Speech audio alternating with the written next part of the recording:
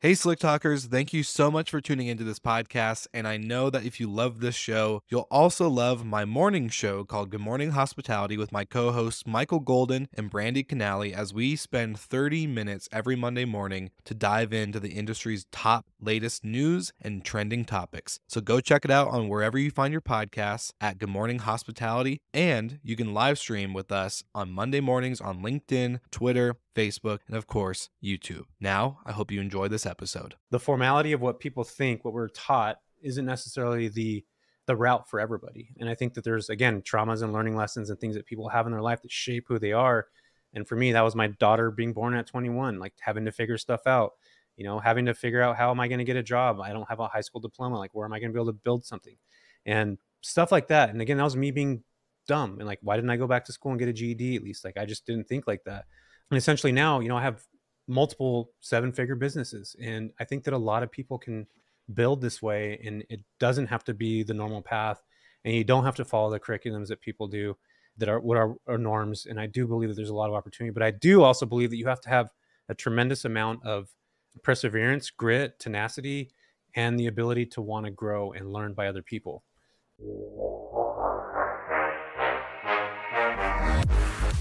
You're listening to Slick Talk, the hospitality podcast, a podcast for those who are in and around the hospitality industry who love, live, and breathe what they do. You can join us for candid and unscripted conversations with hospitality experts and founders as we go deeper into their personal stories while they're sharing their triumphs and trials that got them to where they are today. I'm your host, Will Slickers, and you're listening to an episode of Slick Talk, the hospitality podcast. Now, let's begin.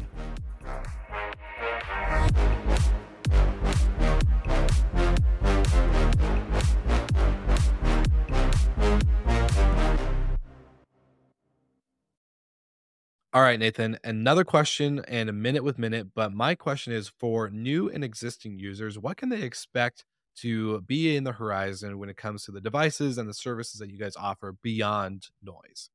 There are a couple of things in the pipeline now that are pretty exciting for me as an employee and a salesperson of Minute. We're always trying to add new features, as evidenced by some of the more recent ones like cigarette detection or outdoor monitoring. And we have a few either launching now or that will be launching soon. For instance, our call assist service will bring the ability to have a human caller actually help make a phone call and deal with a noise event at a property so that it's not just an automated message. We have a couple other exciting ones in the pipeline as well that I won't talk about just yet, but stay tuned. Well, you'll have to tune in to another minute with minute. So thank you so much, Nathan, and we're back to the episode.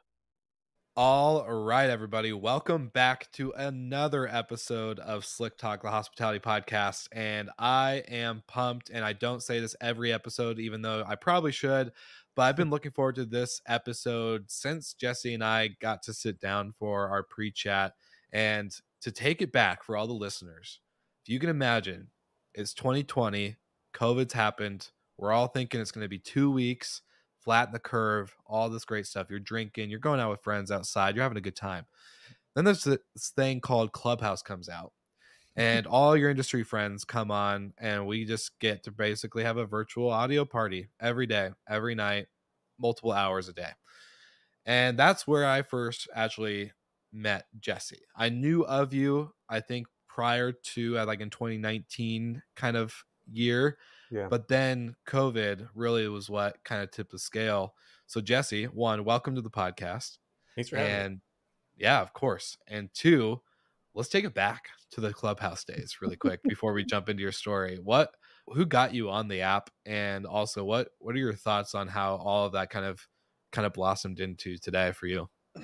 Well, first off, don't get me started on politics with COVID. So I don't want to go there. I don't want to offend anybody right now, but it was actually, you know what, man, I think, Will, I talked about this. I appreciated COVID, even though there was a lot of horrible issues that happened. I worked in healthcare, so I saw the damage that was being done. Like, there were literally thousands of people dying. Like, I'm not kidding. Like, that was actually happening, mainly older people in my market. I worked with a couple of people that actually passed away that were in their 40s, which is also another thing. But yeah, man, I think that you're right. Everybody got on Clubhouse because, everything was closed, and it was a way for people to get out and express what they had going on when essentially, people weren't going out, and, there was people that were still going out and doing things. But for the most part, you couldn't go to restaurants.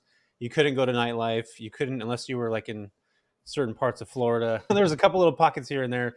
But yeah, man, the world was basically shut down. So we were able to connect with each other and talk about things that we loved. And that was, midterm, short term, all those things. And that's where I got to know you and like essentially Bill, like all these people that I didn't even know about, man. Like, I didn't really know the industry folks at the time, other than was like what Bigger Pockets was telling us about. You know what I mean? So for me to meet you and to meet all these other people, it was such a really pivotal point in my life. I think it was, like a lot of people, it really gave me it sat me down. It didn't sit me down metaphorically, but I got the chance to really think about like where I want to be at in my life, and is the job that I'm at, is that worth it? And there was a great resignation. You guys all know about that, where people just decided to leave their jobs. Either they got fired or they left, and they created other businesses. And that's what COVID did for me. It allowed me to see a bigger picture and to see what I do, what I like and what I don't like, and where I was heading. Because again, we had a lot of time to think about it, right? So it really gave me that idea of like, I don't need to be here anymore. Just to give you guys context, I was working in the healthcare sector, business development, which is basically a fancy way of saying sales rep for hospitals and for these home health and hospice agencies.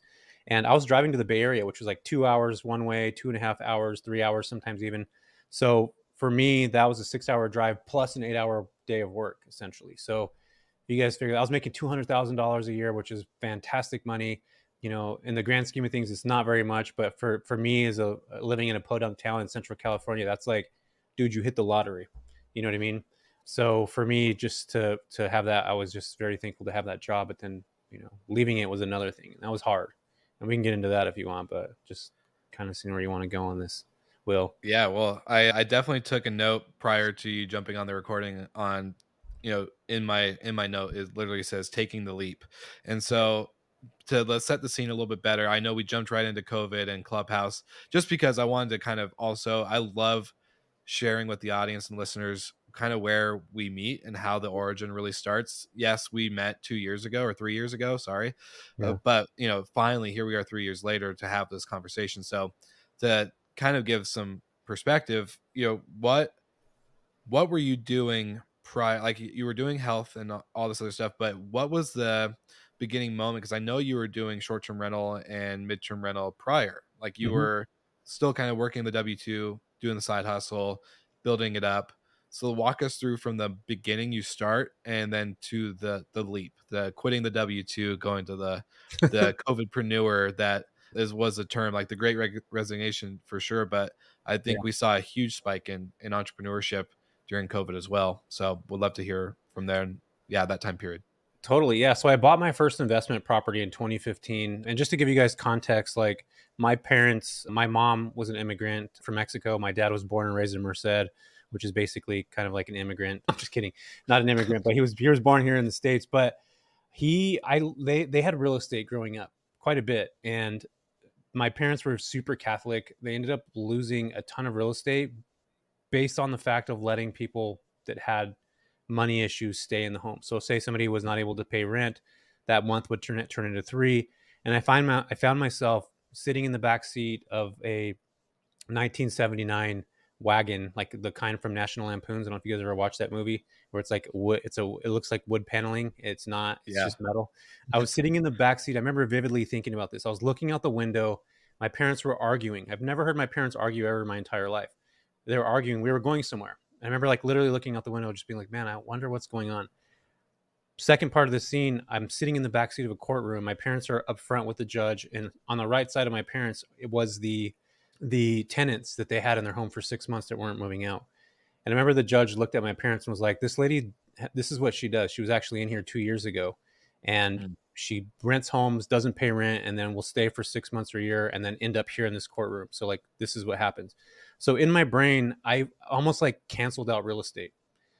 In 2015, working in healthcare, I was on hospital floors. My job was to go to these hospitals. And I'm just giving you guys context of what my previous life as a child growing up, what my mentality was around real estate, so that it comes full context as we're continuing to talk about it.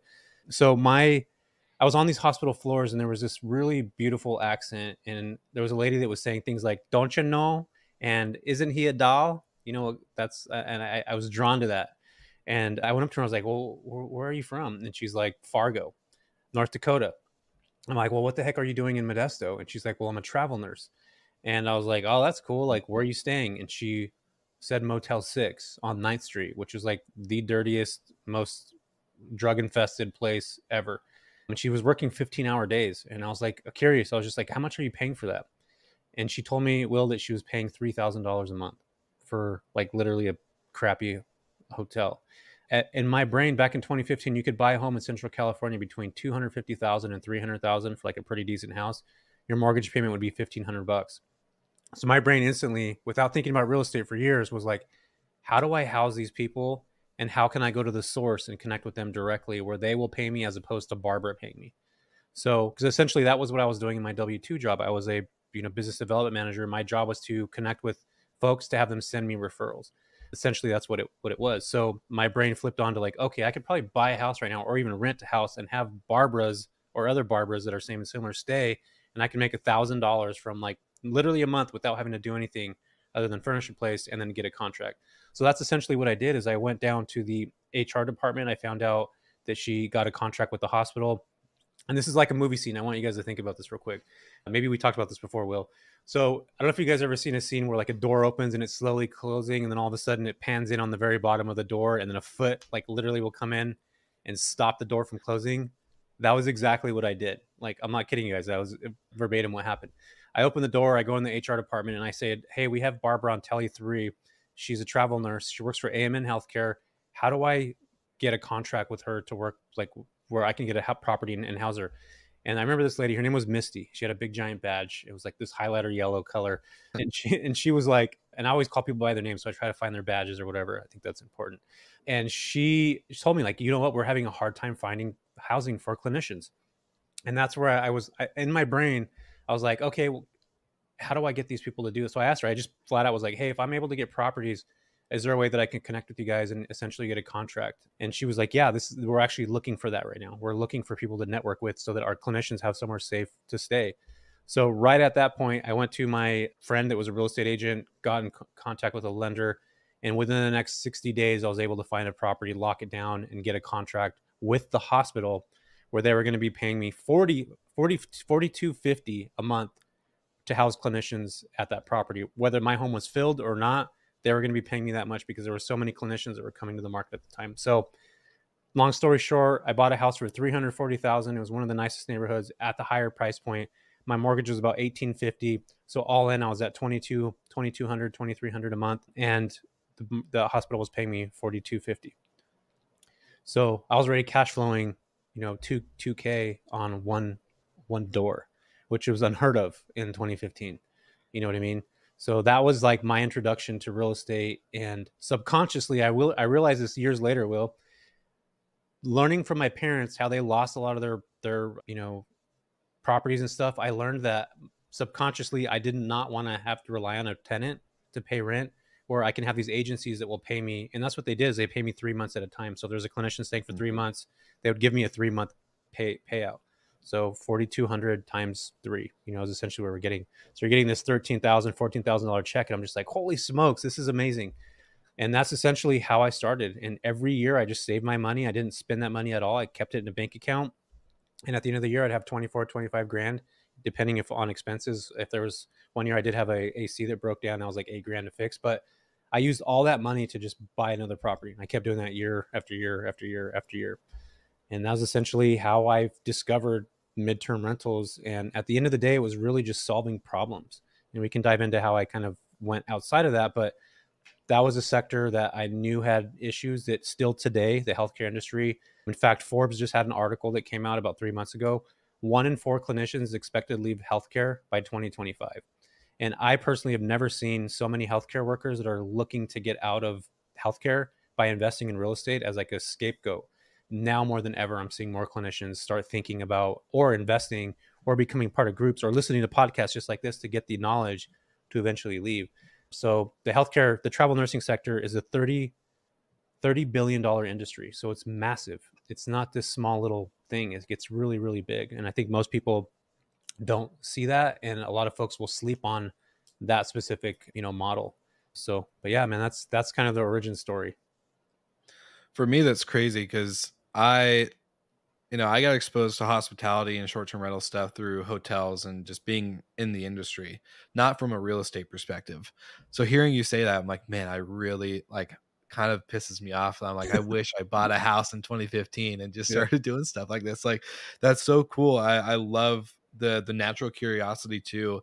And before we go into more of like the midterm rentals and short-term rental stuff, I would love to know, just from your childhood growing up and from your parents' lessons that you had to watch, whether they're painful lessons or actually good lessons that ended up working out, what carried through outside of obviously like seeing the courthouse situation. What would you say really carried into this new mindset and shift, especially since you had real estate so shut off in your mind when that moment happened? What really carried through for that moment for you?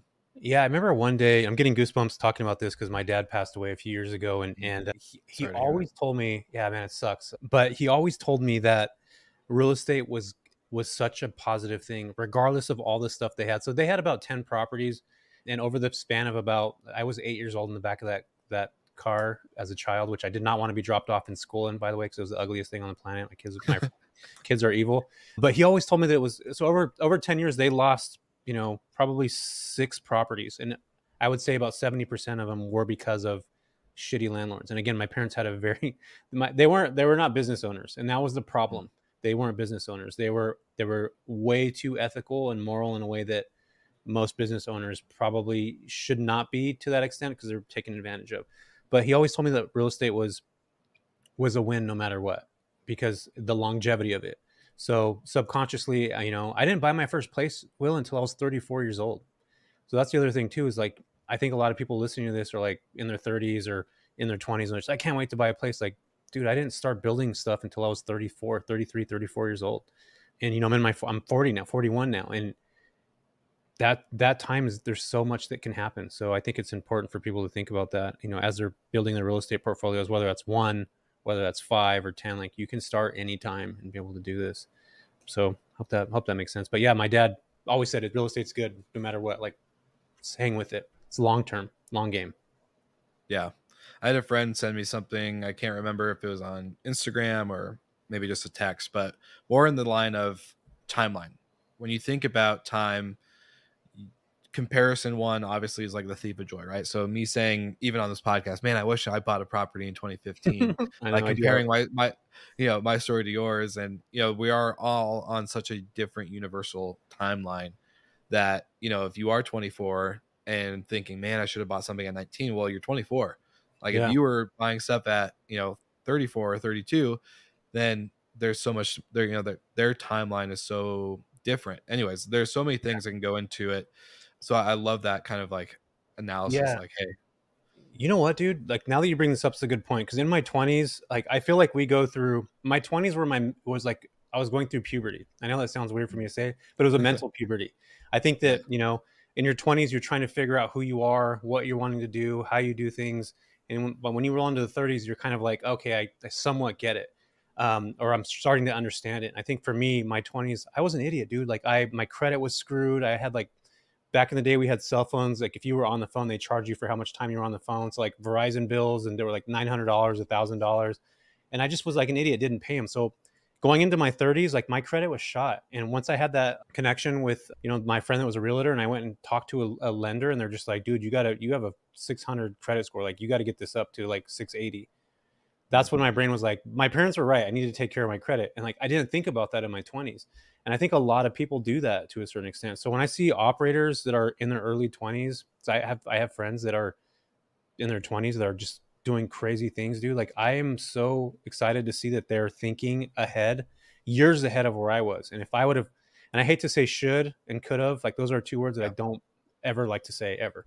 If I had a different mindset then and I was around the right people, I believe that I would have had a different outlook on money and investments. And this is why it's so important to have things like this, so people can hear them, have context, and be able to, think about things in a different way. I think right now, actually, I just posted today on Threads. I'm going to give you my thought that I had. If you're not becoming smarter, healthier, wealthier, and happy, you're using the internet improper. Like, you're using the internet. You're not using the internet properly. Like, we live in an age now, there's so much opportunity for us to learn. Like somebody can just literally listen to your podcast, Will, and be able to Mhm. build a portfolio. Like we live in such a beautiful age. When I was Yeah. growing up, we had the internet, but it wasn't as prevalent as it is now, right? Yeah. So, No, it's crazy that you say that. I pulled out my phone. I never pull out my phone on a podcast recording, but I yeah, have an automated message to myself every day at 7 p.m. that yeah, comes saying you're happy, healthy, building wealth, and creating harmony in and around your life. And I 100% believe all of that is like through the power of the internet, through the power of social media, through the power of podcasting. I 100% am a big believer in that. Obviously, I wouldn't be here if I wasn't, but I think what you just said is so true. We have like so much at our fingertips. I want to know for you, because when you put your foot in the door and talk to Misty and asked her about the contracts and kind of how to do all this housing, for you, where was I know Bigger Pockets is a big influence for you as well. yeah. Where was your kind of big source that you went through? Did you start with searching anything online, or did you just say, Misty gave me this information, I needed to get my credit score fixed and like buy this house and get this done? Yeah, I was starting to think about real estate. Like my brain was always set on numbers. Like by the time I'm 25, I want to have a house. I want to own a house. So like this is the thing when you put these goals for yourself at a certain age. Like if you don't hit those, then you kind of just forget it, and like it's like I can Mhm. never do that. So my brain, that was my goal. Like when I was 25, I wanted to buy a house. Blah blah blah. At that time, it wasn't realistic. My credit was shitty. Like I didn't have a job that would sustain that. So I was like putting a lot of that stuff off. But eventually, I just did it right away, man. I saw that there was an opportunity. I looked at it like a business. And I think that's what set me apart from a lot of the people that I talked to, is that I had looked at this exactly the same way. And I wasn't one of those kids, Will, that like was selling baseball cards in the, on the fields, during elementary school. Like I didn't have the entrepreneurial mindset, but I had a business mindset. And I didn't even realize until that one moment where Mm. essentially I was able to see the need in my market and capitalize on it. And it wasn't just my market. It was like all these different hospitals in the Bay Area, Central Valley, Los Angeles, all had the same thing. They all had Barbaros that were coming. So I saw like there's an opportunity. Like I see it right now. Now how do I do something about this? And I just use the skills that I had with my job. And I think a lot of people have skills. I mean, you could be a teacher and like, why am I going to get into real estate? Well, teachers are exceptional listeners. And that's really one of the most important things about building a business, is being able to listen to people and then thinking about a way to adjust to the conversation. It's sales at the end of the day. And I think for me, that's where my strong suit was, is I was able to sell. Like I could sell things. And still to this day, like I feel like I'm a phenomenal salesman. I should probably be like a car salesman or something and probably kill it, but a realtor or something. But I don't know, man. I've always good at that. And I think that's where I realized like, okay, I can talk to these companies. I can pitch stuff to them. I can put together ideas. I can figure out how to save them money. And this is how I'll continue to build. And that's essentially what happened, how I was Mm. able to build a business. And I thought about it from a business from day one. I love that connection to the job and the lessons and skills that you learn in a job and application to business ownership and entrepreneurship. And one of my favorite questions to ask guests on the show, it comes from another podcast I used to listen to that no longer exists, unfortunately. But the question and the theme, or maybe even the thesis to every guest on the podcast was, are you born or made? Are you created or wired? Like, what is your structure? And from hearing kind of you talk about it, I think I can guess your answer, but do you think you were born to be an entrepreneur, or were you made eventually into, through life lessons and experience and understanding, made into this entrepreneur that you are today? I feel like traumas create who we are. Hmm. So whether, I mean, a lot of people can decide what trauma is. It could be one thing or another, but I feel we have a lot of this stuff in us already. It's really just finding that source and building on it. Again, if you guys look at it, my trauma as a child, my parents' first argument that I've ever heard that was like a intense argument was in the backseat of a car surrounding real estate. So fast forward 20 years, 25 years, me getting my first deal, it was based around that idea. And what was I doing? I was not getting paid by people. I was getting paid by agencies, multi-million-dollar companies. So subconsciously, and I'm a big proponent, like I really believe in like therapy and understanding yourself. So like I've been in therapy for years now. And this is like, I get to look at things from a different lens and a different perspective. So I think for me, being able to have that mindset and really seeing why I made those moves and subconsciously why they happened, it all goes back to that trauma as a child. So I think To answer your question, that was a long-winded answer. That we have it in us. It's just really up to us to uncover and understand it and then build from it.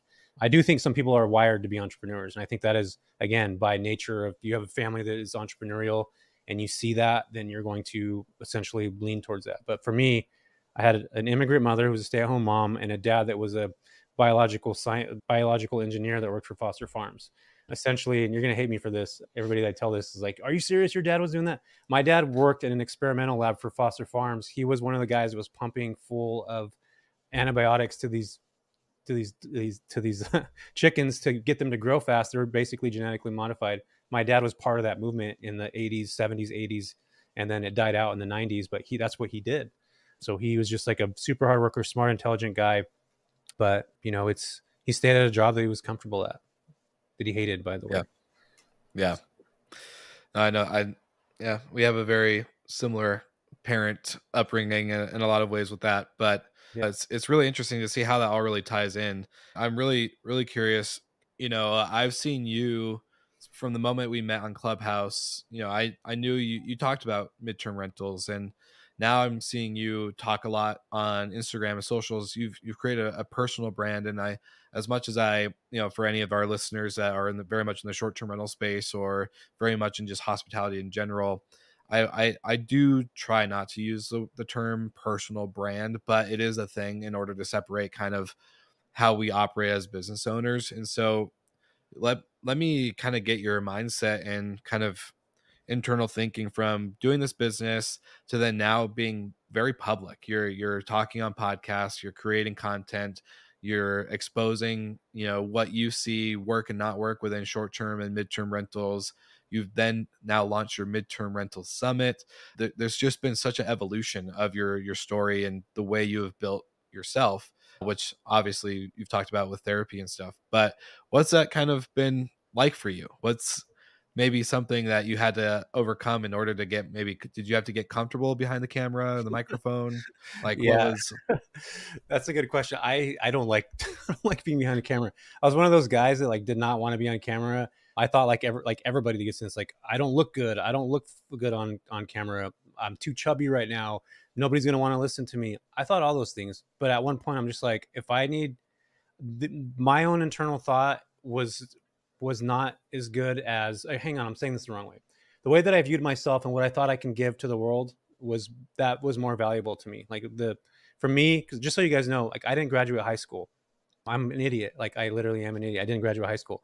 I was not good behind a class. I was not good sitting down. I'm pretty sure I might have ADHD. I've never been, diagnosed with that, but it was hard for me to sit still and to focus. And I didn't graduate high school, and I remember just getting a job right away. And then I had a daughter that was born at 21.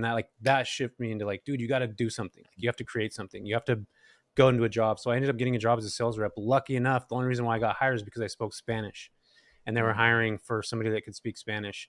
And if I didn't get that role, and I didn't see this guy that looked just like David Spade, had this charisma that was he was like the top sales rep. And in fact, sorry, I said that wrong. I was a delivery driver of oxygen. And I saw this dude. Imagine this, you guys. This guy walks into a door, and just picture a movie. He's walking around, he's doing this, pointing at people, doing this, saying, hey, what's up? And everybody's standing up, giving him high fives. I was like, I want to do what that guy's doing. Everybody likes that guy. And then I go outside and I see these driving this brand new BMW. And I was like, what does this guy do? And my boss was like, he's the top sales rep of our company. You're never going to do that. You didn't even graduate high school. Literally told me that. And I'm just like, well, okay, there goes my dreams. A job opened up for a position in sales. And I'm like, I went to my boss and I was like, I want that job. I want to do it. I know I could do it. And they laughed at me because they only hired people with bachelor's degrees and stuff in business and marketing. They couldn't hire somebody, and they gave me a role. And they gave me the shittiest accounts on the planet that guy, David Spade lookalike, didn't want. And guess what I did with those accounts? Made them some of the best accounts that the company ever saw. Literally made them some of the best accounts that the company ever saw. And this was coming from a dude that didn't have a high school diploma, that everybody said was not going to work. They gave me 90 days to be able to do the position. And I literally crushed it. Became this sales rep. I was in what's called the President's Club at that company. And that's when you're high level, multi-million-dollar sales in a year. I was able to do that. And I think that's when the company was like, this guy could do stuff. And after that, they stopped hiring people that had business degrees and stuff. They just started hiring people that didn't have that, paying them a lower rate, obviously, but people do have skills, and college doesn't necessarily always bring that. So I think the reason why I'm bringing that up now is that the formality of what people think, what we're taught, isn't necessarily the route for everybody. And I think that there's, again, traumas and learning lessons and things that people have in their life that shape who they are.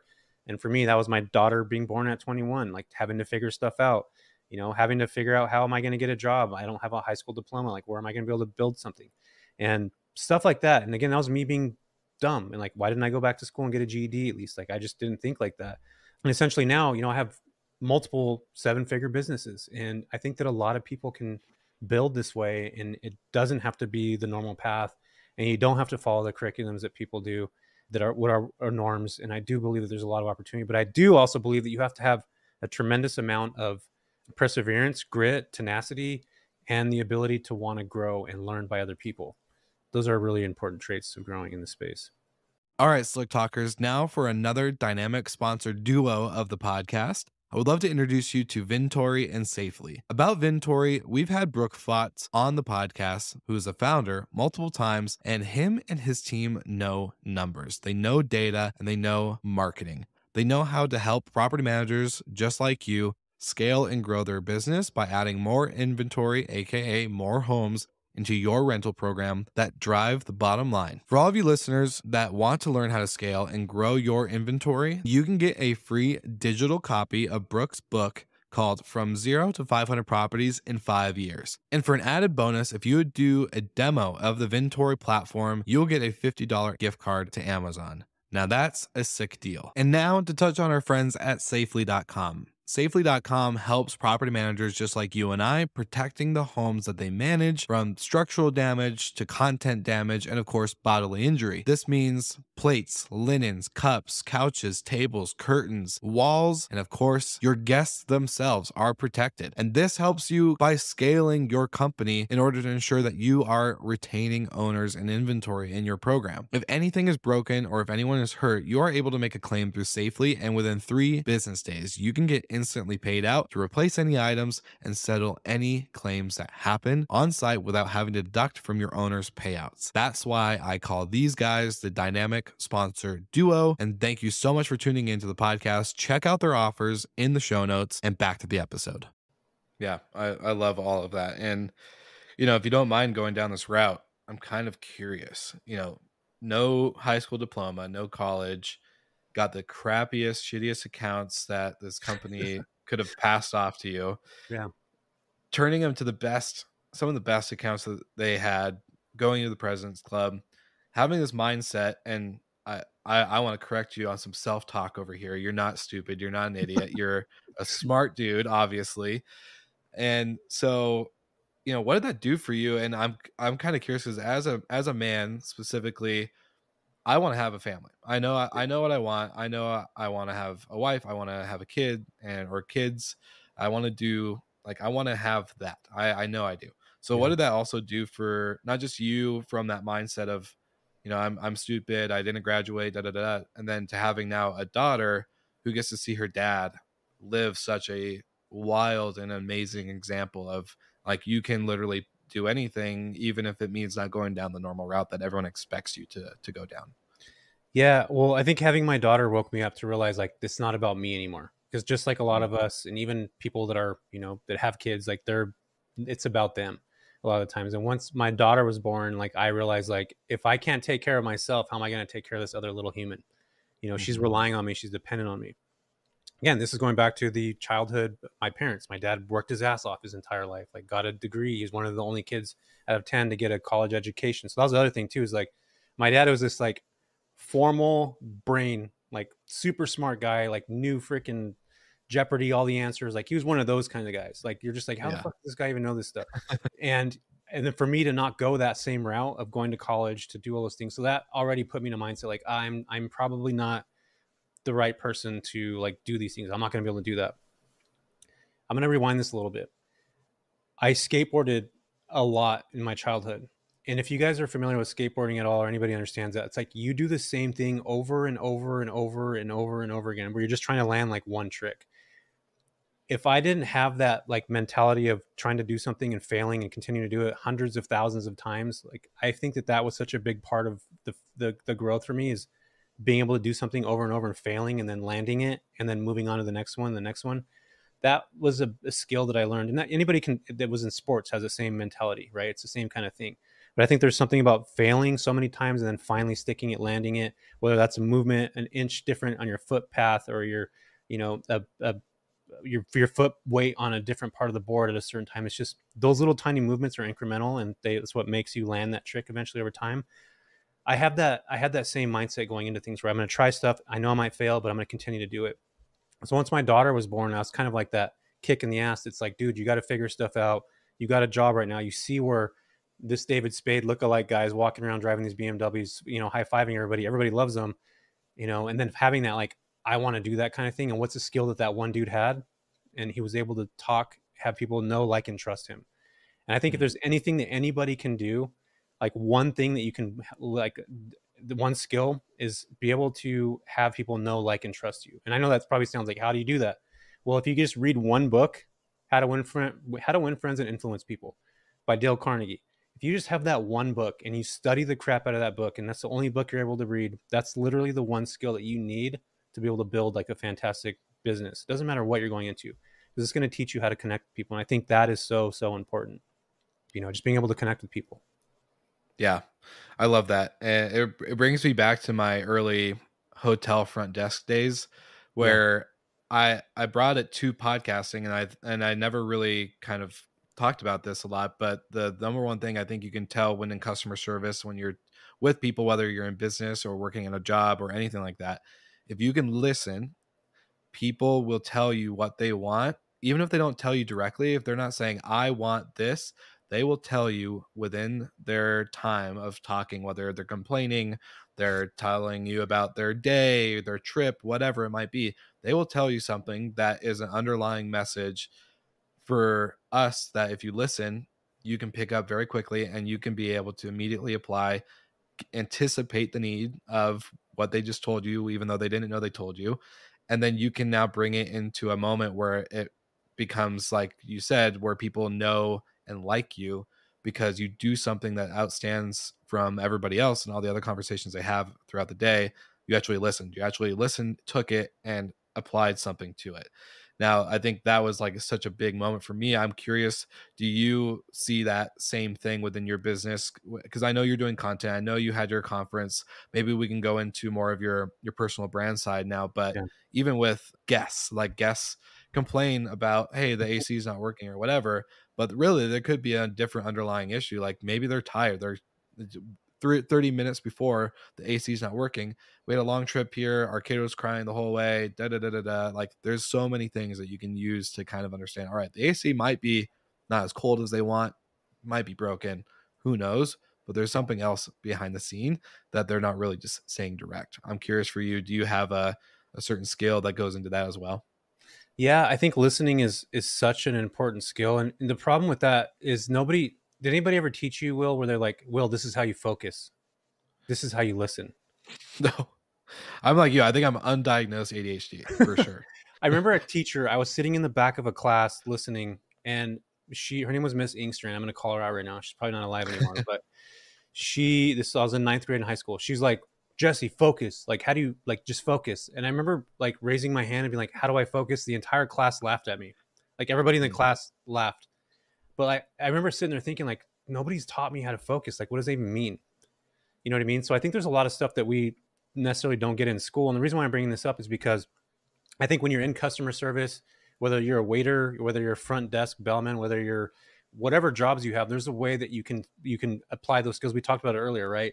And yeah, everything that I've done, like the customer sales jobs, like I worked in Walmart as a camera salesman, when I was like 16 years old. And I didn't know anything about cameras, but I would tell people like, this is a camera I have at home. I've used it, and I'd play around with them and stuff like that. But then that's where you get to like listen to people, and they'll tell you a story about how I had this before and how it didn't work, and like, okay, well here's a camera that will solve that problem. And again, it's like, yeah, how do you marry those things? And I think that again, the skills that you have internally that you've learned at whatever job you're at can be transferred to a lot of different things. But I think to relate to your question, I've always wanted people to feel comfortable in a space. And I think that's where hospitality is kind of in my blood. And that also goes back to like me being in childhood, when somebody would come over, my mom would offer like a drink. Do you need this? Do you want food? And that's like classic Hispanic culture. It's like, how do we have this person feel comfortable being at home? Almost to the point, Will, where it's like, if you don't eat this, this is a disgrace to us. Like that's literally what would happen in Hispanic culture. Like if you don't take a bite of this, like we're all going to be pissed about it. So it's like, how do I have that same concept with my folks that are coming in, that are staying at our properties? At the end of the day, I want them to be the most comfortable they've ever been. And I think for me, I'm going to bring something up and it's going to make me a little bit sentimental right now.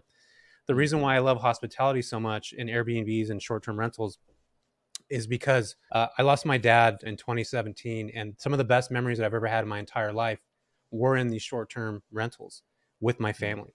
So for me, and I'm getting goosebumps talking about this right now. I don't know if you guys can see this or not. I don't know if my camera's going to adjust on that. But I truly love building a space for people to come, and then they're going to remember that feeling in that home their entire life. What other business can you be in where you're able to supply a memory like that for somebody? And for me, that's like why I do what I do. Like I love to take care of people. I love that feeling of them creating memories, being in a space, even if it's for a night or 30 nights or 6 months, them having something to walk away with and remember. And I think that's hard for a lot of people, especially now with with short-term rentals. People are getting into it for money, that, and money's great. Like obviously money's fantastic. We need to have money, right? So it keeps the world going around. But at the end of the day, it's about taking care of people, giving people things that they didn't think that they deserved or needed at the time, and thinking about any potential issues or problems that can happen ahead of time and how do we resolve those. And I think that's what hospitality is about. It's about creating a space for somebody to be comfortable, to create memories, to think about all the potential issues that can happen ahead of time and mitigate those. And not everything's going to be perfect, right? But it's how you respond to those things is what makes you a brand, and what makes you create something that people are going to remember, and then know that this guy tried to do this or didn't try to do this. And at the end of the day, that's what you have to do. And you come from a hotel background, like you guys bend over backwards for people. And I think a lot of short-term rental operators should take that hotel mindset and adapt that to their to their short-term rentals. That would go a really long way. But sorry, another long-winded answer. No, But I love it. This is what the whole podcast is for. yeah. And dude, like you got me emotional talking about your dad. And so just, well, I love that's how you can, sit back and remember him, and also, apply to your current day, with short-term rentals, midterm, and for the listeners, we've talked about midterm rentals a little bit with you on this episode so far. One of the things I've seen really stand out with you as I've watched your kind of journey over the last 3 years is the balance that you have with the mix of portfolio type. And I don't want to shift, conversations super far into like, all right, tell us, how do you structure short-term rental versus midterm portfolio and blah, blah, blah, because that's not really what the show's about. But, with you learning these lessons along the way, what have you found more, I've tried to choose my words carefully with stuff like this, but not impactful, but what has been the really big determining factor, I guess, for you to kind of do that split of short-term, midterm, hospitality focus versus like working with agencies and kind of getting that plug in? How do you structure that, and what's kind of been the learning process now that you've gone that route since the time that you've taken that leap from full-time W-2 to entrepreneur? Yeah, I love short-term rentals and midterm. They're very close connected. That's the thing that I want everybody to realize. Like short-term rentals and midterm or medium-term rentals are very close connected. If you have the ability to do both, that is such an advantage over a lot of places, because a lot of places have municipalities that don't allow short-term rentals, right? But for me, I like to leverage short-term rentals during peak season and leverage midterm rentals during down season. So essentially, we're mitigating risk. Any intuitive investor is going to think about risks ahead of time. They're going to think about, how do I continue to build a strong portfolio that has that doesn't have peaks and valleys. Like your peak is continually staying at top, and that's what an intuitive investor is going to do. Think about the stock market, where we have, COVID, everything dropped and it came back up and then it dropped. Like an intuitive investor is going to think about, how do I keep cash flow consistent all year long?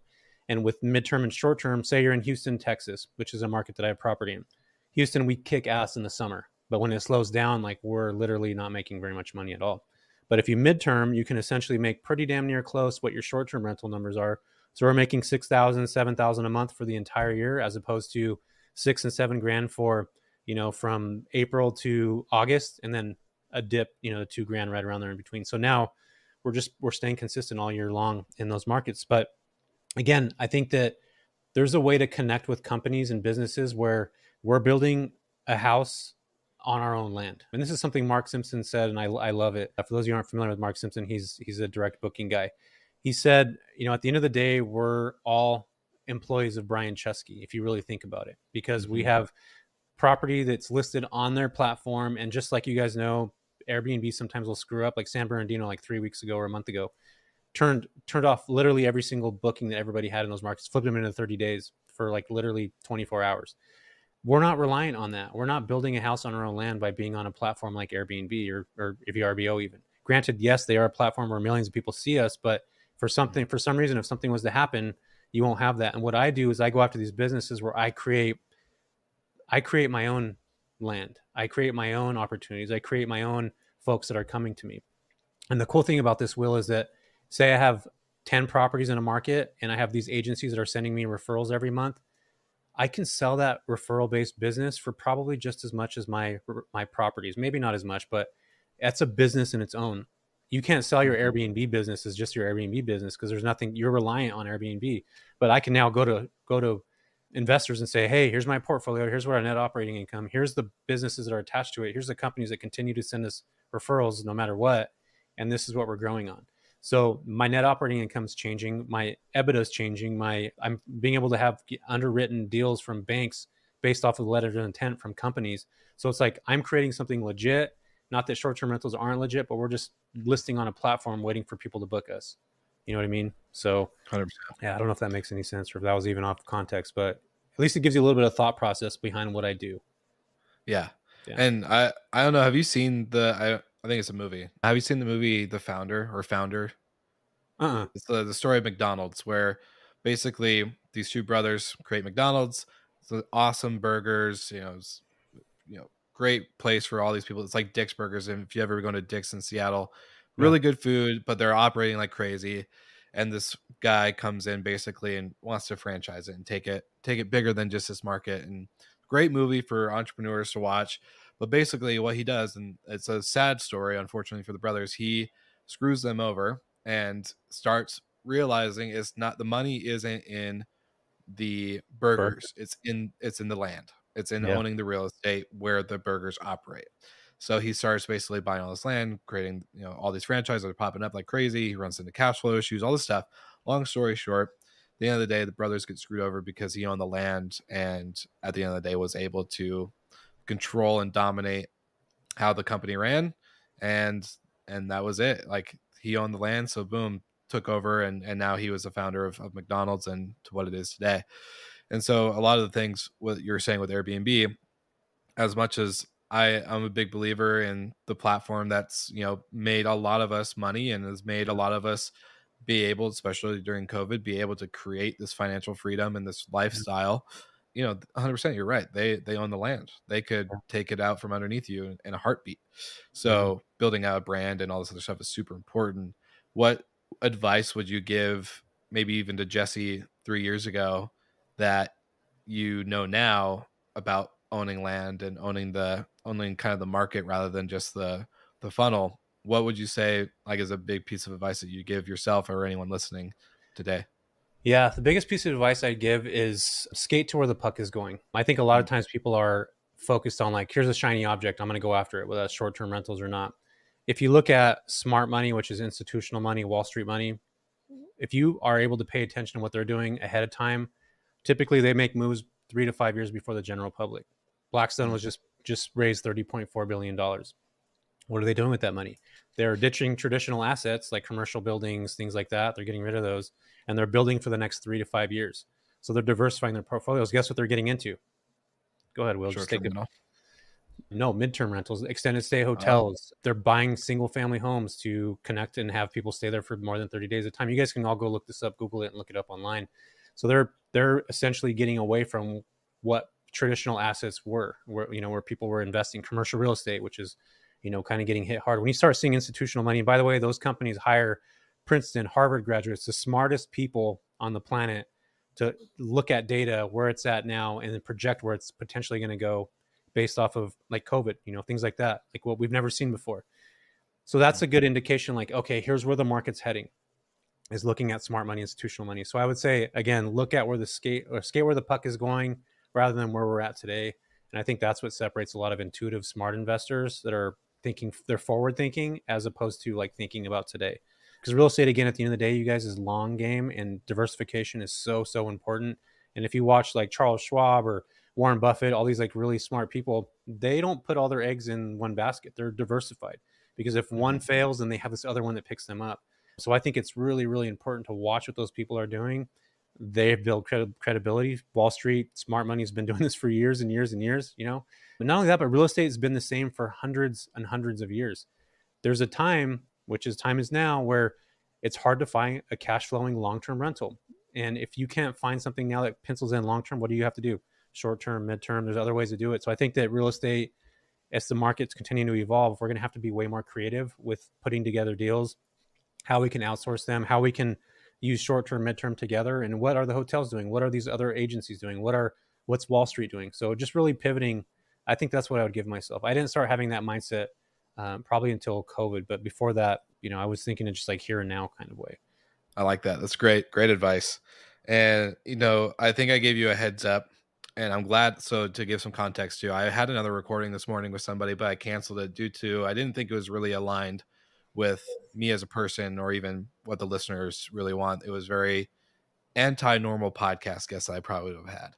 So I canceled it this morning, and I told you that every time we have a guest on the show, we have a question for the guest from the previous one, and you can leave one for the next person.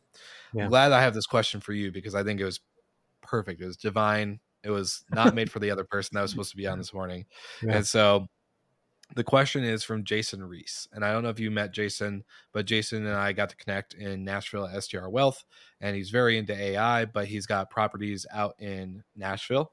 And so from Jason, his question is, if you are on your deathbed, what would have you wanted to accomplish by that time? And if you are not on the path to accomplish it, what's going to make you get on that path? Yeah, that's a good question. I think about things from my deathbed all the time, like in perspective to that. And the reason being is because I think about things like, is my future self going to be happy with what I'm doing right now? And I really relate that to a lot of things. So yes, I would say I'm on the path that I'm teaching my kids about real estate. I'm teaching them how to grow businesses. Them going to the midterm rental summit, seeing 400 people like in there to watch me speak was like, holy crap, my dad's doing something cool. And I don't think they ever had that context. They like, your dad's on YouTube, whatever. Like he's a wannabe guy, whatever. I think once they saw that, they were just like, I can do whatever I want. And that was one thing that my parents told me as a child all the time. They were always like, you could do anything you want. We live in this fantastic country where literally people come here from all over the world because this is a land of opportunity. Like you could do whatever you want. And that is true. Again, we have the internet, we have all these things. So yeah, I would say that I'm on the path right now. I just want to continue to educate people, to have them understand, like, you don't necessarily have to follow the traditional path. You can invest in real estate in a different way. You can house people midterm. You can create a business out of your real estate portfolio. So yeah, man, I'm definitely, that's a good question. And hopefully the answer was good enough for you, Will.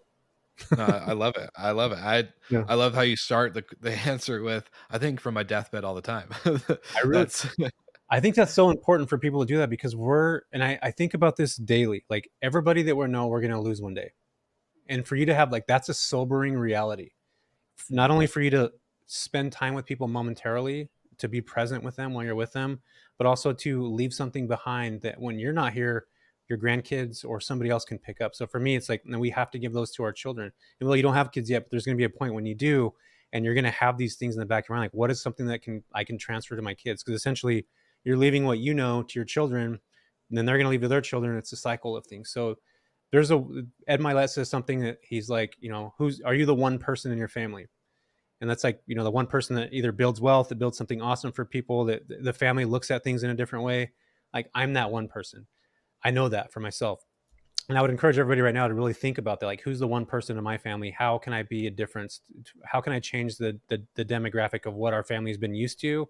And are you that one person? How do you become that one person that literally changes the entire trajectory of a family? And I think for me, I'm that one. I think a lot of us are that one, and we might not necessarily realize it or understand it, but yeah.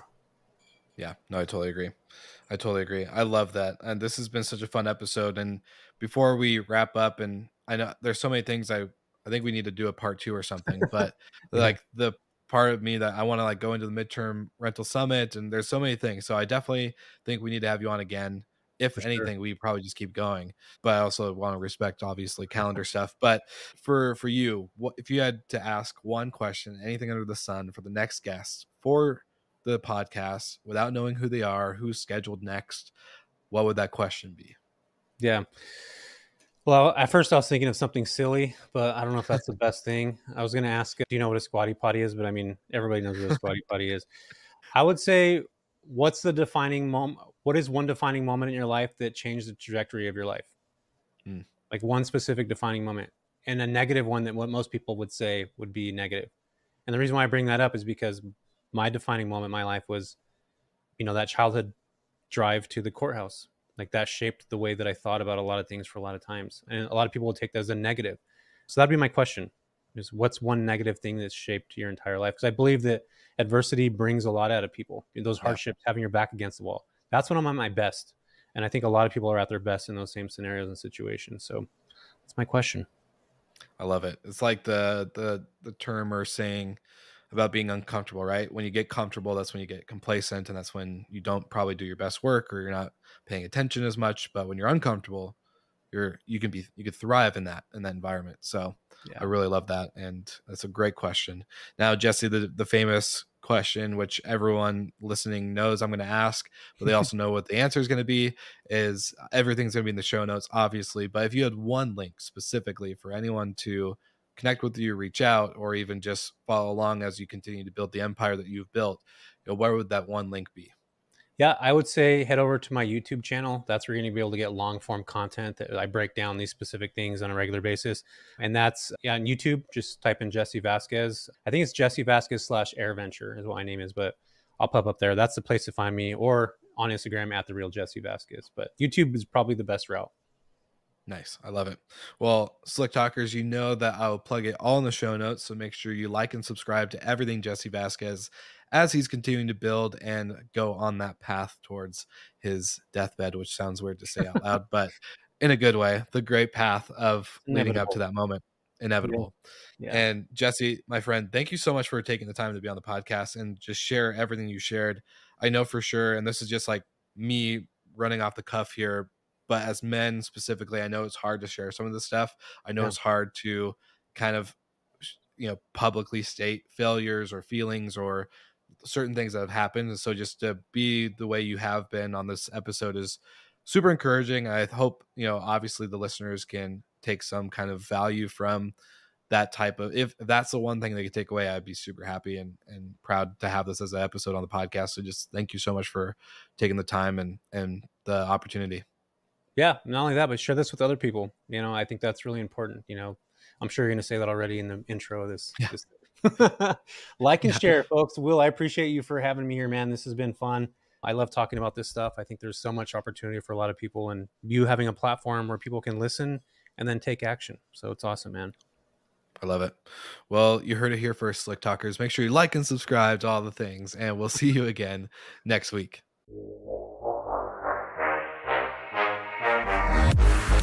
Thank you so much for listening, and thank you to our show partners for making Slick Talk, the hospitality podcast, possible. We hope you enjoyed the show, and we would love to connect with you outside of the podcast. So you can follow us on all of our social media channels for daily hospitality content, or find us on slicktalkthepodcast.com. And don't forget to rate, review, and subscribe so you never miss an episode. I'm your host, Will Slickers, and we will see you guys all again next week.